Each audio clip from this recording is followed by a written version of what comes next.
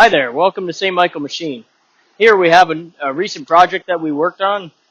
This is a very challenging project that was a lot of fun to complete. It took a lot of different aspects of machining and combined them. Here you have, for example, a product that utilizes the capabilities of our CNC lathe very well. We have a live tooling, Okuma LB3000. It allows us to do radial milling with a full C-axis on both main and sub, as well as a very, very capable lathe format with a Y-axis as well. Here we have a part that has a 5 1/4 12 thread on it. So we have almost 9 inches of thread here.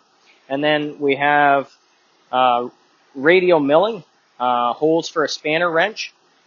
Some really nice engraving here that we usually do for our customers. And then here we have a nut that we also manufactured with an internal 5 1/4 thread. That turned out quite well. We measured this in tolerance over wires, and we're very pleased with the outcome. This is what we're all about here at St. Michael Machine, quality and craftsmanship.